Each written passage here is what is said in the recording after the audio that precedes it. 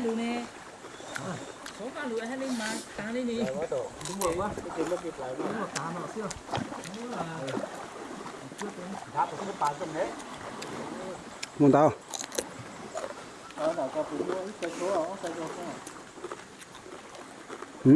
Muốn nào phải hai ba cây á. Giá gì à? Giá sao này? Tôi giá nó cái tờ cái nó món nào nó. Tập trung rồi.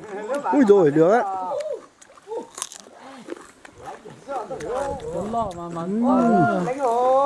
Chân đâu hay à? Ôi giời, tôi xích à. Thôi chó nào. Nó tiệc lắm. Đồ ha. Đêm mê cũng muốn chiến tàu hành ơi. Lánh rồi. Lánh rồi. Cái vào nó mà tông tóc kìa. Đấy con tượng. Ví dụ chả còn lánh gì ha.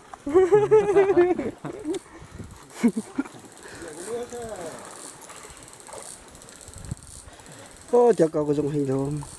Cho mình gói lá nướng cái dạng thịt bật tăng. Tuyệt vời lên hò. Mà cơ mà. Con này đi nướng ha. Ví dụ lật lại tay vô.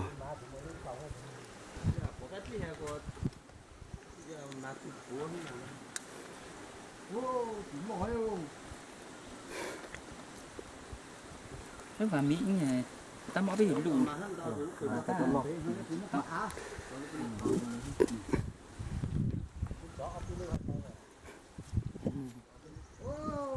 Non chè à? Nếu còn non chè à? Chắc không nhiều. Nó nói cho biết là sau bụng cho cứ tìm muốn chè nó. Nó trên chỉ té lọt chùa ha, tết chờ nhớ là. Ô, tao lãnh đạo thật nhiều không? Tiểu bắp con mấy lúc vừa tao đó. Mấy tao trời giỏi nhỏ, tao hay tao. Ta tá chứ. Cho thịt thái rồi. Ô, lính phải bắp con rồi. Để chính ha. Bây giờ nhìn chạy thay biết tôi nhìn chạy đâu mà không thật trang này. Tí nữa mình gọi là ống xe đi quay xương nha. Cho nên đúng bài. Ta lấy số lúc quay tập họ. Dạ. Quay. Tôm thế này hay. Lật lại ta thế rồi, tao cười ơi. Lúc thịt lợn nát lợn đi. Ít vào nó ta ít tao bỏ lên nó nữa, giờ lười ít tán nào nữa. Cho lên mà cho ta cắt ta ho.